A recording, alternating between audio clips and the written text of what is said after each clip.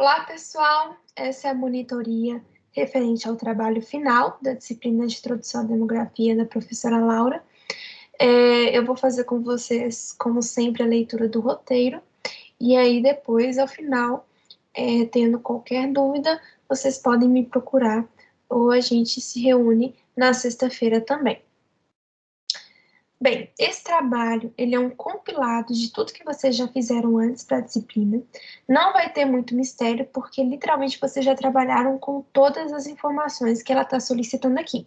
Mas a partir de agora, ela vai pedir a elaboração de um texto crítico analítico. Então, prestem atenção. É importantíssimo que seja um texto analítico, porque, como vocês já apresentaram esses dados antes, a partir de agora uma descrição desses dados não é válida. Vocês têm que mostrar que entenderam o que significa esses dados e para que vocês estão utilizando eles, para que vocês estão aprendendo eles. Então, esse trabalho vai ser esse texto crítico. E aí ela pede para vocês responderem uma pergunta. Estamos experimentando uma janela demográfica de oportunidades? Então, o texto vai ser baseado, construído em cima dessa pergunta. Ela pede para vocês fazerem uma comparação em relação ao Brasil de 2000 em diante. Então, a partir de 2000, vocês vão apresentar os dados para ela. Importantíssimo, gente, esse trabalho inteiro sempre é uma comparação com o Brasil e a UF. Para tudo que ela pedir aqui, vocês vão apresentar Brasil e UF. Não tenham dúvidas disso. É para tudo, todas as comparações. E ela fala aqui, deverá usar parâmetros para o Brasil, dados ao longo da disciplina, e os correspondentes indicados para a UF. Então, sempre. E essa comparação é importante para uma melhor compreensão da dinâmica demográfica, e ela pede também que vocês respondam obrigatoriamente os 10 itens do quadro 1, claramente identificados. Por que ela fala esse claramente identificados? Vou ler, antes da gente ir para o quadro 1, as notas de rodapé dela, que ela coloca aqui. Identifique clara e devidamente a numeração dos itens solicitados.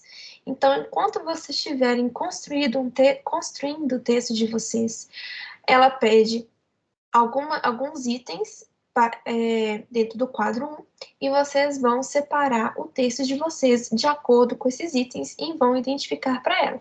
Então, por exemplo, item 1, aí vocês escrevam o texto de vocês. Item 1, blá, blá, blá, blá, blá, blá, enfim, o que for que vocês precisam responder. Item 2, e por aí vai. Nota, algumas coisas vão se repetir. Por quê? Todos esses dados aqui se correlacionam, eles se relacionam. Então, em algum momento, vocês vão estar falando de mortalidade e estar relacionando com fecundidade. Mas vocês já vão ter falado sobre mortalidade e fecundidade antes. Então, é preciso que na hora que vocês construírem o texto de vocês, estarem prestando atenção na redação. Neste momento aqui, eu citei as coisas importantes que ela me pediu. A análise eu vou fazer mais lá para frente, porque ela me pediu isso de novo lá na frente. Então, fazer a completa leitura desse roteiro depois dessa monitoria, depois de assistir a monitoria, e começar a organizar como vocês vão construir esse texto, em vez de só responder a pergunta 1. Agora eu vou responder a pergunta 2, vou responder a pergunta 3. Não, pensar no trabalho como um todo, porque é essencial isso para vocês também fazerem a análise crítica. Além do quadro 1, também antes de começar a fazer a leitura desses itens, ela passa para vocês o quadro 2. O quadro 2 é uma sugestão de preenchimento, ela coloca aqui, dos indicadores da população com potencial da descrição demográfica da UF. Lembrando que o trabalho é uma descrição demográfica da UF. Até ver onde que ela coloca aqui. É uma visão integrada dinâmica demográfica do Estado. Ela coloca como sugestão esse quadro 2, mas eu alteraria essa sugestão aqui para obrigatório. Vocês vão apresentar esse quadro para ela com os itens que ela está solicitando. Mas eu vou fazer essa leitura do quadro 2 depois da do quadro 1, porque vai ajudar vocês a compreenderem melhor. Então, vamos lá. Aqui, nesse quadro 1, ela coloca 10 itens para vocês, que eu fiz uma divisão de 3 partes. 3 partes porque em cada parte esses itens se relacionam melhor. Então, do item 1 ao item 5, eu coloco como parte 1. Eu vou marcar aqui em vermelho para a gente fazer essa diferenciação.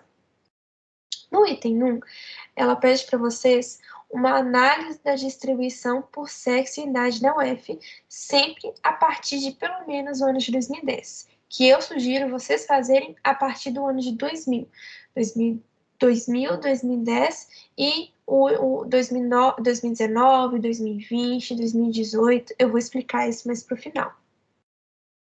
Mas eu sugiro que se vocês forem apresentar o dado, apresente do ano de 2000 também, então 2000 e 2010.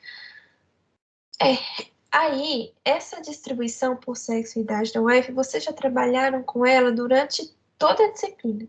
Distribuição relativa por sexo e idade da UF.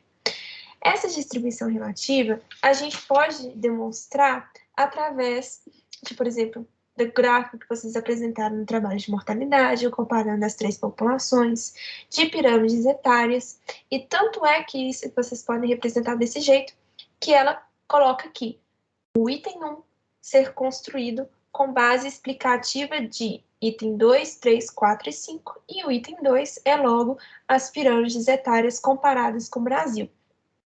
Ressaltando, tudo que for feito para a UF tem que ser feito para o Brasil.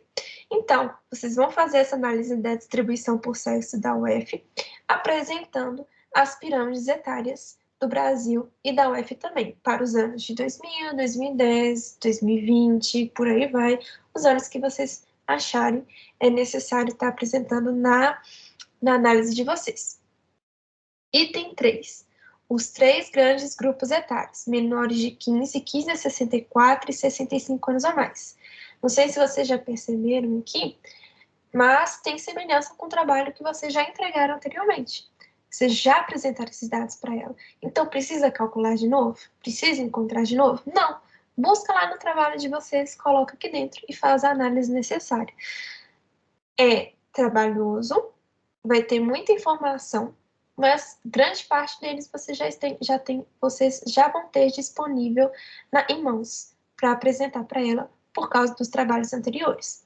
Então, composição dos 3 grandes grupos etários é o quê? A distribuição, a porcentagem do quanto equivale cada grupo desse dentro do total da UF do Brasil. Ou seja, por exemplo, minha população menor de 15 anos equivale a 15% da população da UF. Minha população de 15 a 64 anos equivale a 70% da população do Brasil. Por aí vai, vão apresentar esse dado para ela. Além da composição dos grandes grupos etários, vão apresentar as razões de dependência jovem e idosa. A razão de dependência jovem e idosa vai utilizar esse dado da composição dos grandes grupos etários. Tá vendo como uma coisa se relaciona com a outra? Então, vocês podem também relacionar isso na análise de vocês. Razão de dependência jovem ajuda a gente a entender a existência ou não de janelas demográficas de oportunidade, ou, como ela chama, bônus demográfico. O que é essa janela demográfica? O que é esse bônus demográfico? Para a gente entender isso, a gente também tem que entender sobre transição demográfica. Estudar um pouco sobre as fases da transição vai facilitar a gente entender essa explicação aqui também. Mas resumindo para vocês, a janela demográfica, ela é quando a gente tem um momento onde a população é muito alta em pessoas em idade de trabalhar. Então, a gente tem uma população ativa muito grande. Quando a gente tem essa população ativa grande, porque a razão de dependência é menor. Ou seja, a gente tem um grupo de população dependente menor do que a população ativa. Olha só, de novo, uma coisa se interligando à outra. Os grupos etários vão ajudar na razão de dependência. A razão de dependência ajuda a gente a entender as janelas de oportunidade. Então, ela pede para vocês falarem sobre isso, mas não só falar sim ou não. Existe, estamos numa janela de oportunidade, estamos no momento do bônus demográfico. Não, ela quer que vocês digam para ela o que isso significa, o que é isso, o que a gente pode aproveitar sobre isso na nossa população ou não. Então, por exemplo, quando a gente tem um bônus demográfico, a gente tem mais pessoas em idade de trabalhar do que pessoas dependentes dessa população, ou seja, temos menos crianças e menos idosos que não produzem economicamente, então não estão dependendo tanto da população que produz. A gente pode dizer que temos uma abundância de mão de obra, a gente pode dizer que tem um potencial de crescimento econômico aqui, porque temos uma grande parcela da população ativa, em idade de estar trabalhando. Aí dizer também se estamos desperdiçando essa oportunidade, se nós estamos aproveitando, o que vai acontecer com essa população no futuro, né? Se a gente tem uma população ativa muito grande agora, essa população daqui 10 anos vai estar envelhecida, então a gente vai começar a crescer de novo a nossa razão de dependência idosa. Então, vai ter uma população dependente maior da população ativa. Então, nós vamos estar passando, deixando para trás o bônus demográfico. Então, dizer isso tudo para ela. Nisso, ela pede o item 5, que é uma conclusão crítica sobre o ponto 2, 3 e 4. Então, como eu mostrei aqui para vocês, tudo se relaciona.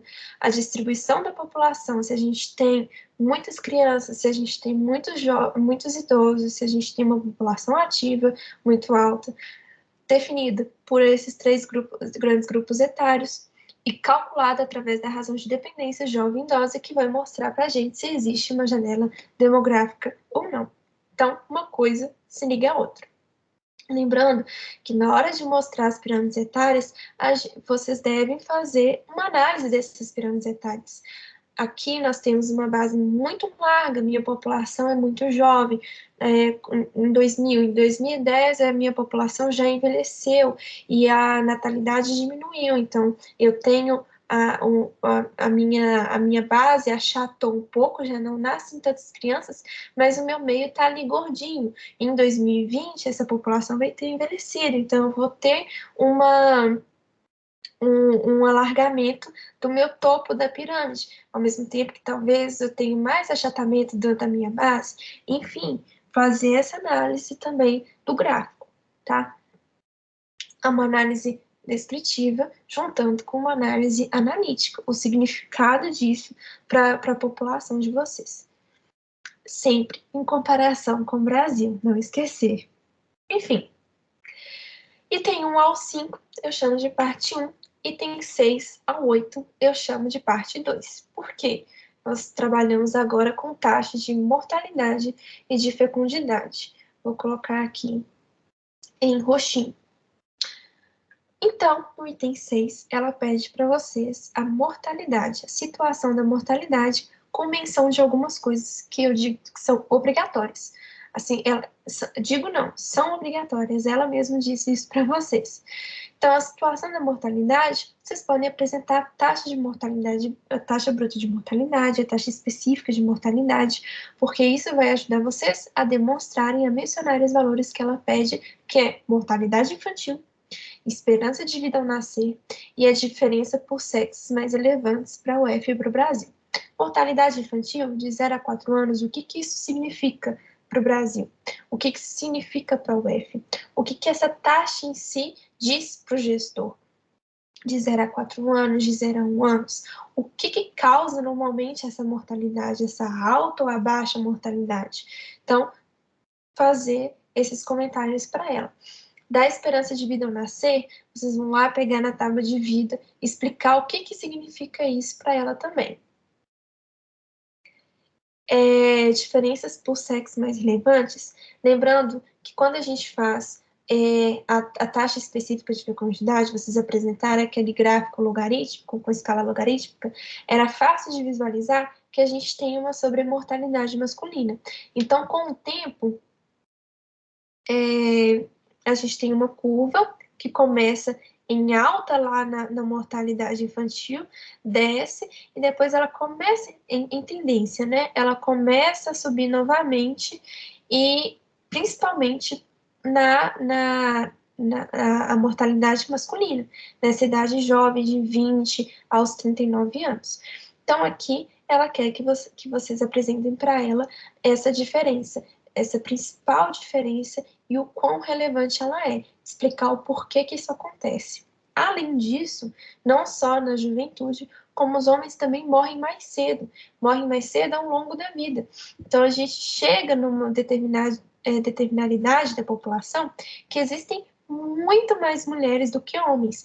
E aí a gente começa a perceber uma elevação da taxa de mortalidade feminina em comparação à taxa de mortalidade masculina. O que causa isso? Uma grande quantidade de mulheres na população.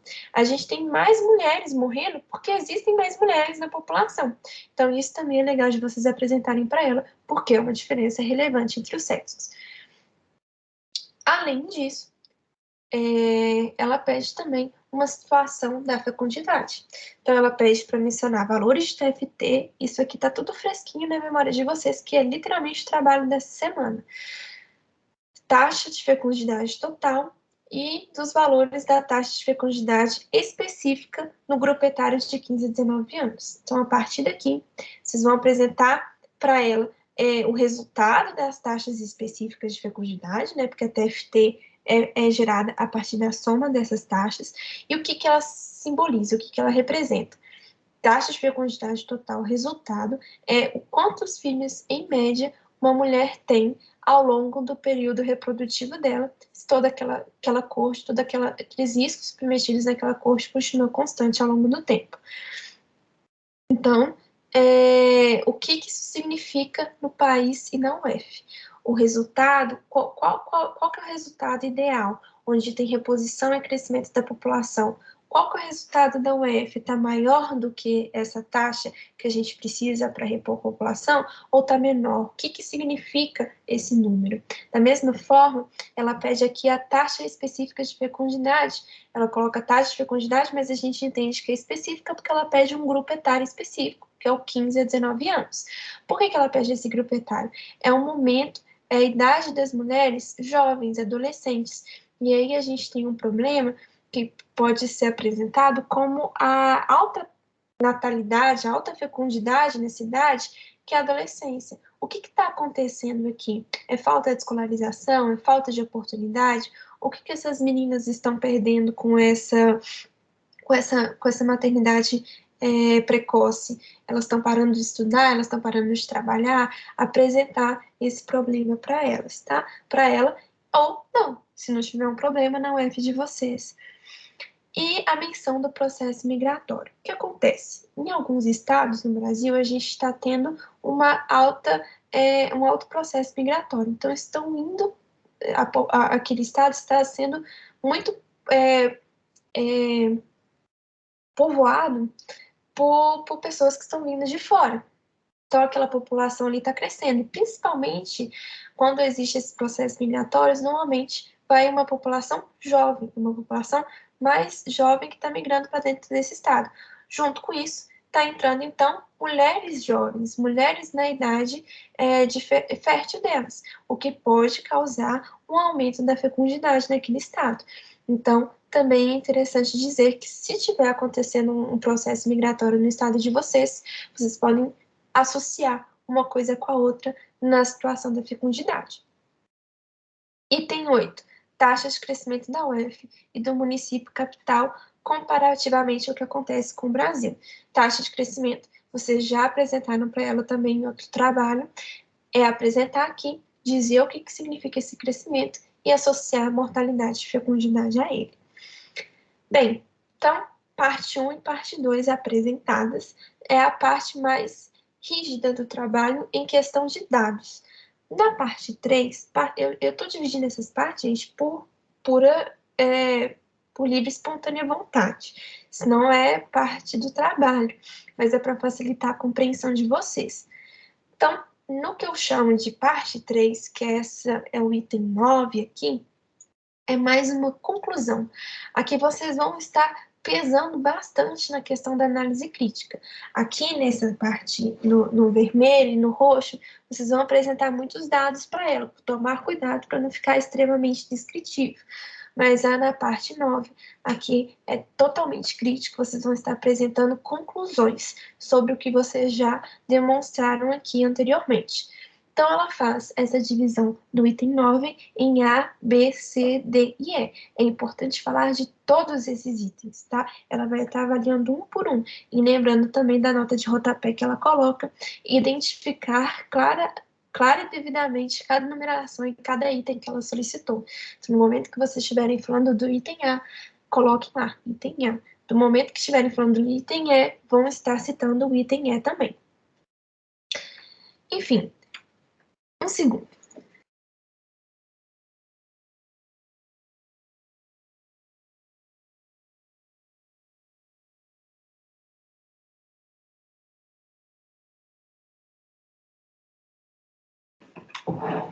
Beleza. Então, quando a gente vai analisar esses itens, nós começamos pelo A, onde ela pede o tipo de transição demográfica em que a UF está experimentando. Então, vamos relembrar. No Brasil não, né?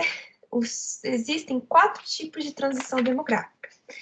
Na primeira, a gente tem uma alta taxa de natalidade e uma alta taxa de mortalidade também. Então, estão morrendo muita gente, ao mesmo tempo que também está nascendo muita gente. Então, acaba que existe uma rotatividade de pessoas muito grande nessa população e ela não é tão envelhecida também. Então, é uma população muito jovem, está nascendo muita gente o tempo todo, que está envelhecendo, mas não envelhece tanto, porque a mortalidade também é muito alta. Depois dessa fase, nós temos a fase 2, onde a taxa de natalidade ainda é elevada, mas a gente tem uma queda na taxa de mortalidade, ou seja, o crescimento dessa população está muito alto, porque a gente estão nascendo muitas crianças, mas não há óbitos tão elevados quanto havia antes. Então, nasce muita gente, mas não sai tanta gente assim dessa população. Então, a gente tem um rápido crescimento dessa população. Fase 3, nós temos uma queda, então, agora na taxa de natalidade e uma baixa ainda na taxa de mortalidade. Então, a partir daí, nós temos uma estabilização daquela população. Ela ainda pode ser jovem, mas não nascem tantos filhos, também como não morrem tantas pessoas. Então, essa população tem um crescimento mais lento e que vai envelhecer. Agora não cresce tanta gente, não entra tanta gente nessa população, mas ela vai ficar cada vez mais envelhecida ao longo do tempo, e se não está nascendo tanta gente, então a tendência é que fique muito, e se não está morrendo tanta gente também, a tendência é que sobre muito mais pessoas na fase idosa, na fase mais adulta da vida. Então, aí a gente entra na fase 4 da transição demográfica, que é quando a gente tem queda das taxas de natalidade e de mortalidade, e também um envelhecimento dessa população, uma expectativa de vida muito alta. Então, fica uma população mais idosa, mais envelhecida. Então, qual fase o AUF de vocês vai estar?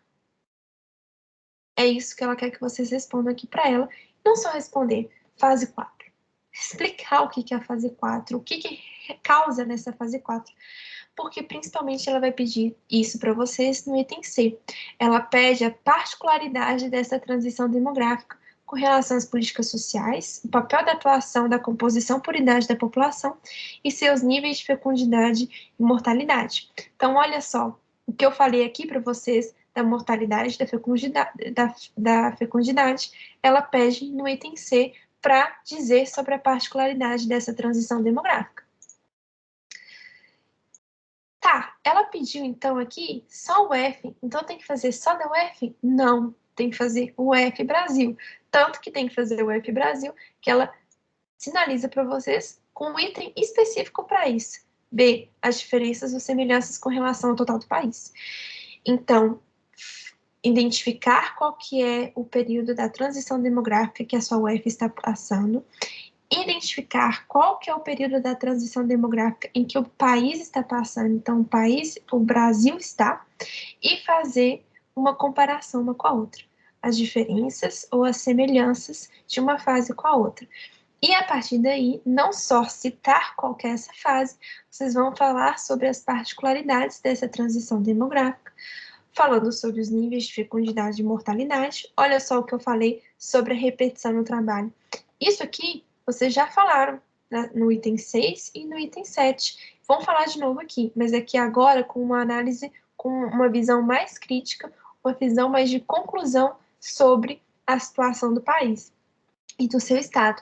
E não só isso também da fecundidade e mortalidade, mas como a composição por idade da população do estado e do seu país. Então aqui agora vocês vão estar utilizando sobre a divisão dos grandes grupos etários, sobre o bônus demográfico, a razão de dependência, as pirâmides etárias, para argumentar sobre essa transição demográfica que vocês classificaram a população de vocês. Através da pirâmide etária, às vezes é fácil de identificar qual que é a transição demográfica. Identificando os 3 grandes grupos etários, a gente também consegue perceber se nós temos uma população mais envelhecida, se nós temos uma população mais ativa, uma população mais jovem. Então, se a gente tem uma base larga da pirâmide, então quer dizer que está tendo uma alta natalidade daquela população. Então, é legal da gente identificar se é etapa 1 ou etapa 2. Está morrendo muita gente?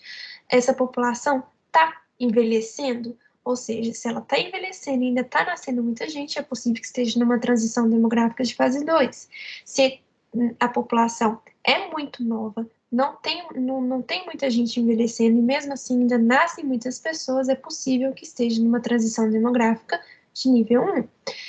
Da mesma forma, se eu não tenho mais uma base estreita dessa pirâmide, desculpa, se eu não tenho uma base larga dessa pirâmide, mas eu tenho uma base mais gordinha ali no meio da idade ativa, eu posso dizer às vezes que eu estou passando por uma transição demográfica de nível 3, porque não tem tanto nascimento nessa população.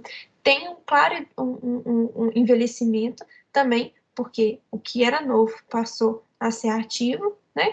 E aí a tendência é que vire a fase 4, onde eu tenho aumento da expectativa de vida dessa população. Gente, eu acabei de perceber que eu tô falando muito, mas eu não tô demonstrando nada. Talvez eu devesse estar mostrando para vocês. Mas, se for o caso, eu mostro na próxima monitoria, tendo alguma dúvida, tá? Porque aqui não faz mais sentido eu voltar todo no trabalho.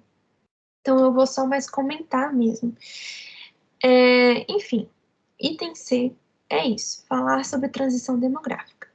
Item D, ela pede a identificação da vulnerabilidade demográfica entre jovens. Muita gente no semestre passado ficou em dúvida o que era essa vulnerabilidade. Eu fiz uma pesquisa e encontrei uma referência que eu acho interessante, que explica sobre essas vulnerabilidades, até cita, né, o que são elas, e coloquei para vocês na equipe do Teams, numa pasta lá dos arquivos de turma A. Vocês podem encontrar, eu acho que vai ser o único documento em PDF que está lá. Então, inclusive, pode ser utilizado na hora de vocês escreverem o texto e colocar como referência para ela. Então, assim, vulnerabilidade demográfica é quando existe uma exposição de riscos, mais uma incapacidade de resposta, mais uma impossibilidade de adaptação dessa população que está sobre esses riscos. Então, vou pegar um exemplo para ficar mais claro de vocês entenderem. O desemprego, a violência, a discriminação são tipos de vulnerabilidade demográfica. São exemplos. Então, por exemplo, o desemprego, a violência, os jovens estão expostos a esse risco e são incapazes de responder a ele. Eles não conseguem mudar a questão do desemprego, eles não conseguem mudar a relação com a violência ou a discriminação. Ela existe ali e é uma coisa que ele está exposto a ela e não tem capacidade de sozinho estar alterando isso. Então, é um tipo de vulnerabilidade demográfica ou sociodemográfica, o que vocês preferirem citar aí. Outra coisa que que é um tipo de vulnerabilidade? Questão da idade. Os riscos em que um grupo de jovens e um grupo de idosos está submetido são diferentes um do outro. Então, por exemplo, a questão das doenças crônicas, do envelhecimento, da morte, é um tipo de vulnerabilidade que a população mais idosa está submetida, uma exposição a risco, onde eles são incapazes de responder, eles estão submetidos a isso e vão estar submetidos e não conseguem se adaptar. Eles não conseguem deixar de ser idosos, virar jovens de novo para mudar o risco deles. Então, é um tipo de vulnerabilidade demográfica também.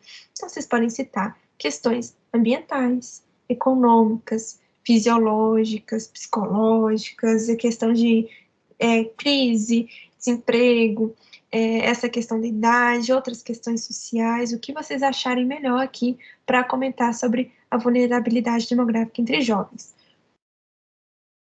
E por último, ela pede a necessidade do gestor de conhecer esses indicadores. Ou seja, é literalmente o que vocês estão fazendo, tenho certeza, em todas as disciplinas desde o início, desde o primeiro período. Qual que é a importância disso aqui que vocês estão aprendendo para o papel do gestor? Como que isso vai influenciar na tomada de decisão? Como que isso vai influenciar nas políticas públicas? Enfim, inclusive em políticas públicas, lembrei de comentar uma coisa. Aqui no item C, vocês podem dizer também sobre a formulação de políticas públicas, qual que é a importância de entender essas questões de fecundidade, de mortalidade, a transição demográfica, a distribuição, a composição da população na formulação de políticas públicas. Por quê? Por exemplo, se eu tenho uma população muito envelhecida, eu tenho que tomar medidas pensando nessa população que está envelhecida, priorizando a atenção básica para atendimento das doenças crônicas, né? Ou, por exemplo, se eu tenho uma população muito ativa, eu tenho que pensar que essa população vai envelhecer. Então, eu começo a pensar em políticas sociais que estejam voltadas para a promoção da saúde, onde essas pessoas vão envelhecer mais saudáveis, vão demandar menos dos serviços de saúde, vão custar menos, né? Então, para esse serviço. Enfim, é legal de citar também. Tá vendo como esse trabalho vocês têm que fazer mais uma análise crítica, falando a importância de cada indicador, como eles são importantes para fazer análise para o gestor? Entender o que significa esses indicadores, e não só descrever, falar o que está acontecendo, é que ela não quer mais saber se está aumentando, se está diminuindo em 2 pontos, se de 2 milhões a população passou para 2 milhões e 100, se era 2%, agora é 4%. Não, ela quer dizer que vocês expliquem para ela que de 2% passou para 4% por causa disso, disso e daquilo, e o que isso significa para o futuro, por que isso aconteceu do passado. É uma análise crítica agora, uma análise é mais analítico do que descrever realmente o que está acontecendo com aquele dado ali. Bem, falei demais. Vou mostrar para vocês, então, por exemplo, aqui a questão da pirâmide, que eu estou lembrando agora. O que eu estava falando sobre a transição demográfica. Olha só, vou pegar esse exemplo aqui. Olha como eu tenho uma população jovem, porque olha a diferença do último aqui de uma população envelhecida, tá vendo como aqui o topo já está bem mais alargado, e aqui eu tenho um topo quase inexistente, tá bem mais para baixo da linha. Então aqui eu tenho uma população jovem com base larga. Então o que isso aqui pode me dizer? Está nascendo muita gente, mas também não tem uma expectativa de vida alta, então também morre muita gente. Nessa fase aqui, eu já tenho uma diferença. A população está envelhecendo mais e ainda tenho uma base muito larga. Então, está nascendo muita gente ainda, mas provavelmente está morrendo muita gente, porque as pessoas estão envelhecendo. Então, é uma outra fase da transição demográfica. E olha que essa última tá bem gordinha no meio. Aqui a base já não é mais tão larga, então não tá nascendo mais tanta gente proporcional. Olha, nasceu muita gente dessa população ativa aqui agora. Agora essa população ativa já não produz mais tantos filhos. E ela vai envelhecer, como já está envelhecendo, está deixando o topo aqui mais largo. Então, isso ajuda vocês a fazerem a análise do texto de vocês, crítica. Na hora que eu pego lá a taxa específica de mortalidade. Cliquei na coisa errada. Específica de mortalidade. Vamos ver se vai aparecer um gráfico aqui bacana pra gente. De comparação, para não ter que abrir o trabalho da Laura. Não apareceu não. Mas eu acredito que está bastante fresquinho na memória de vocês, porque foi um trabalho recente, né? Aqui, esse aqui. Olha só. Alta taxa de mortalidade infantil. Então, tá lá no alto. O que isso significa? Como modificar isso? Por que é importante analisar isso? Tem uma queda significativa, porque nessa idade aqui, onde são crianças, né, são bastante jovens, elas estão submetidas a menos riscos de vida, então realmente é normal que morra menos gente. Depois tem uma alta, de novo, da população masculina em comparação à população feminina. Então, aqui está tendo alguma coisa de errado, que é legal vocês explicarem para ela. E olha só como, com o passar do tempo, a feminina alcança a mortalidade masculina. Aqui, tá quase se cruzando. Por quê? Porque tem mais mulheres nessa população. Sobrou mais gente, sobrou uma mulher. Então, vai morrer mais mulher também. Então, a taxa vai aumentar. Deixa eu pensar em outro gráfico que é legal de mostrar para vocês. Não, acho que é isso. Deixa eu ver se esse aqui é da taxa. Esse é sobre a mortalidade masculina. Olha só como a sobre a mortalidade masculina me leva a conclusões parecidas com esse gráfico. Olha como a mortalidade masculina lá no alto. Desculpa. Olha como em 2004 a gente tinha uma taxa lá no alto. Uma taxa não, um indicador lá no alto. A razão, o resultado dessa razão tá alto. Então, quer dizer que o meu numerador tá... É o numerador? O numerador tá alto e o denominador tá pequenininho. Então, quando eu faço a divisão, me dá um resultado alto também. Enfim, voltando lá no trabalho, para mostrar para vocês por último, eu vou ter a tabela, o quadro 2 dela aqui. Agora que eu já expliquei todo o quadro 1, a gente já fez essa leitura do quadro 1, é mais fácil de identificar o que são cada um desses indicadores que ela está pedindo. Então, basicamente, ela faz a divisão da composição da população, fecundidade e mortalidade, que é mais ou menos o que está bem evidente ali no quadro 1 mesmo. E aí, ela coloca Brasil 2000, 2010 e 2019 e o F 2000, 2010 e 2019. Reparem só que tem uma interrogaçãozinha ali no 2019. Por que disso? Pode ser 2018, pode ser 2019, pode ser 2020, o que vocês acharem melhor para encontrar esses dados aqui que ela está solicitando. Então, na hora que a gente entra na parte da composição da população, ela pede a porcentagem de menores de 5 anos e a porcentagem de população de 65 anos ou mais. O que é isso? É o quanto equivale o grupo, a população total de 5 anos ou menos em relação à população total do Brasil e a população total do UF. Então, posso dizer, por exemplo, que menores de 5 anos equivalem a 10% da população total do Brasil. É isso. Ela coloca aqui na nota de rodapé para vocês, em relação à população total do Brasil e da UF correspondente. Da mesma forma, ela faz para essa população de 65 anos ou mais. Distribuição relativa aqui, que vocês também já devem ter. RD total, RD idosa e RD jovem.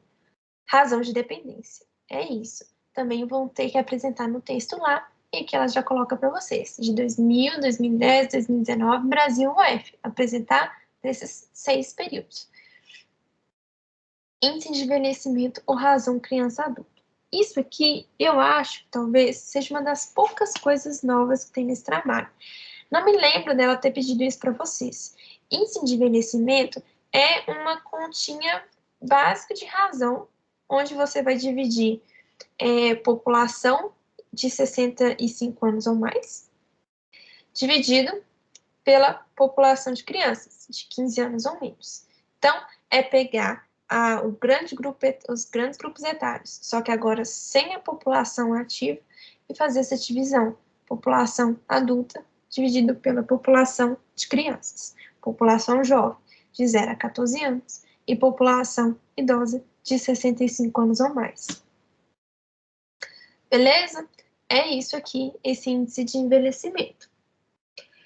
Se tiverem dúvida, vocês podem procurar na internet também, ó, procurar índice de envelhecimento. Cálculo, aqui talvez tenha. E aí, lê o que é isso e como calcula. Olha só. Índice, tem isso também. Depois de fazer essa divisão, multiplicar por 100. Ó, o método de cálculo aqui. Vocês vão pegar número de pessoas residentes de 60 e mais anos de idade, então não é 65, e número de pessoas residentes com menores de 15 anos de idade, vezes 100. É esse o cálculo. E vão apresentar aqui para ela para cada ano. E depois, por último, nessa da composição da população, ela pede taxa de crescimento por 100. Então, é um dado que também vocês vão ter que apresentar no texto. Já calcularam isso antes, apresentar aqui para ela. Tem em algum dos trabalhos de vocês. Parte de fecundidade. Então, ela faz essa divisão, né? Ela pede natalidade por 1000, taxa de natalidade por 1000, número de nascimentos. Então, aqui pode ser o número bruto de nascimentos de cada ano, total do número de nascimentos. E aí embaixo, porcentagem de nascimentos de mulheres de menos de 20 anos. Então, aqui, agora, vocês vão calcular quanto que foi os nascimentos de mães de menos de 20 anos em relação ao total do número de nascimentos. Uma regrinha de 3 também é o cálculo da porcentagem. Apresentar TFT e apresentar a taxa específica de fecundidade apenas para essa faixa etária daqui, de 15 a 19 anos, que é o que a gente considera a adolescência, tá? Depois da fecundidade, tem mortalidade, apresentar taxa de mortalidade por 1000, número total de óbitos, da mesma forma que apresentei a taxa de natalidade, agora o número de nascimentos aqui, taxa de mortalidade e número total de óbitos. E aí eu vou apresentar para ela a porcentagem de óbitos menores de 5 anos em relação a quem? Ao número total de óbitos. Então, eu tenho essa faixa etária, eu quero saber quanto por cento equivale o número de óbitos dessa faixa etária em total, em relação ao total. E da mesma forma, a porcentagem de óbitos de 65 anos ou mais. Então, a porcentagem de óbitos na faixa etária de 65 anos ou mais em relação ao total de óbitos do Brasil ou da UF. E da UF, quer dizer. Mortalidade infantil. Então, taxa de mortalidade infantil, vão apresentar aqui o valor também, que vão apresentar lá no texto. Estão reparando que tudo que está aqui, vocês vão estar apresentando lá no texto também? Então, olha só, tem a necessidade, se vocês já estão apresentando um quadro, de citar todos os valores durante o texto? Não tem essa necessidade. Vão citar os mais importantes e fazer principalmente as análises. E sobre mortalidade às idades jovens. Ela coloca aqui, esse ponto aqui importante, por exemplo, da razão de probabilidade de morte entre homens e mulheres nas idades de 20 a 24 anos.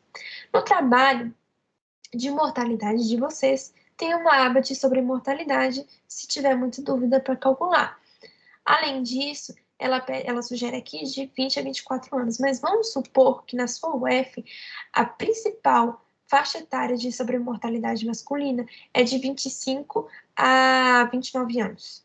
Então, apresentem essa, de 25 a 29 anos, em vez de 20 a 24 anos, porque representa a principal razão de probabilidade de morte comparado de homens e mulheres. Vou apresentar aqui para ela. Também pede esperança de vida a nascer de ambos os sexos, homens e mulheres, e esperança de vida aos 65 anos, ambos sexos, homens e mulheres. De onde eu tiro isso? Tábua de vida. Tá lá para vocês, prontinho. E por último, a mortalidade infantil por mil.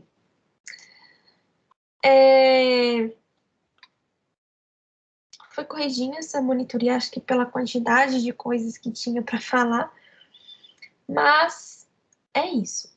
Lembrando de colocar título completo em todos os gráficos. Vocês não estão fazendo isso. Não basta colocar mortalidade UF.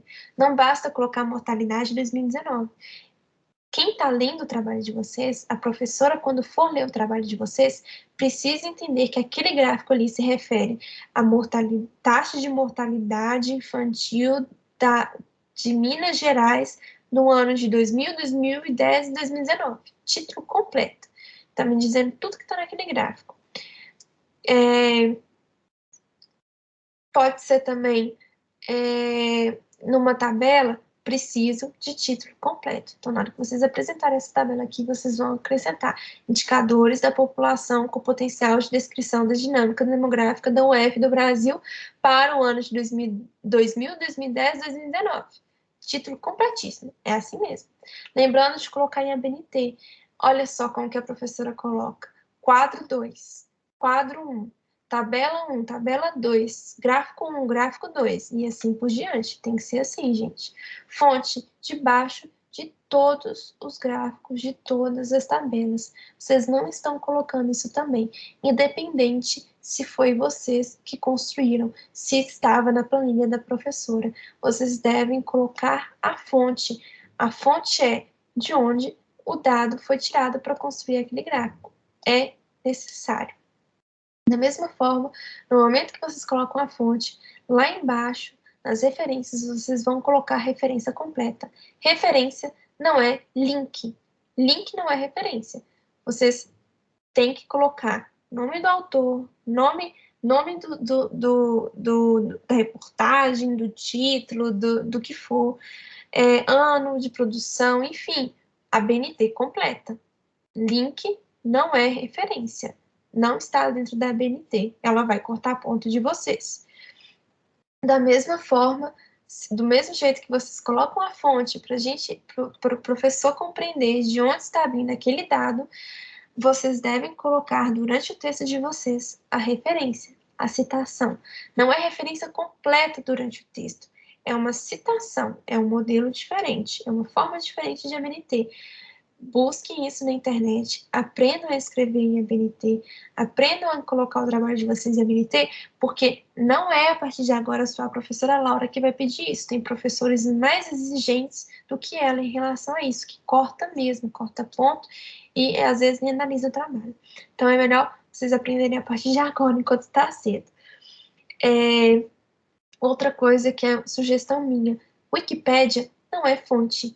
Não é fonte de colocar em trabalho. É fonte primária, igual a gente fez aqui. Busquei aqui índice de envelhecimento. O primeiro site que me apareceu aqui, ó, Datasus, coloquei. Podia ser Wikipédia, podia ter pesquisado na Wikipédia aqui. Wiki. Aí me aparece o que é índice de envelhecimento. Eu vou fazer a leitura, vou entender melhor esse indicador, mas eu não vou escrever isso aqui no meu trabalho. E, principalmente, eu não vou colocar isso aqui como referência, porque isso é referência informal, não é válido. E, principalmente, não é fonte de dado. Por quê? A Wikipédia, ela utiliza dados de outros sites. Ela é um compilado de dados. Ela também coloca normalmente na página de onde ela tirou esse dado. Então, não é válido colocar o Wikipédia. O Wikipédia empobrece o trabalho de vocês. Coloquem referências científicas, acadêmicas, busquem na base de dados da BVS, busquem no Google Escolar, olha só, Google Estudante, que é o Google Acadêmico, aí vai aparecer uma barrinha para vocês pesquisarem, pode colocar qualquer coisa que vai aparecer várias referências, vou colocar aqui mortalidade. Análise de dados de mortalidade, perfil epidemiológico da morbimortalidade masculina. Olha só, é assim que a gente encontra referências para colocar no trabalho. É a partir desses artigos acadêmicos, trabalhos acadêmicos e científicos que a gente utiliza como referência. Não caiam na besteira de colocar reportagem do UOL, colocar Wikipédia, colocar coisa de blog. Isso aí não é a melhor das referências, a melhor das evidências. É a análise primária. Então, aqui é para trabalho, análise científica, tá, gente? E é isso. Eu acho que eu expliquei tudo que devia ser explicado. Qualquer dúvida a gente tira durante a monitoria da sexta-feira. Vamos marcar das 18 às 19 horas mesmo. Acho que não vai ser uma monitoria tão extensa. É realmente só para tirar dúvidas desse trabalho daqui, a partir dessa monitoria gravada. E qualquer coisa também vocês podem me chamar no WhatsApp ou por e-mail, que eu vou respondendo dentro da maneira do possível. E é isso, obrigada, gente. Até a próxima.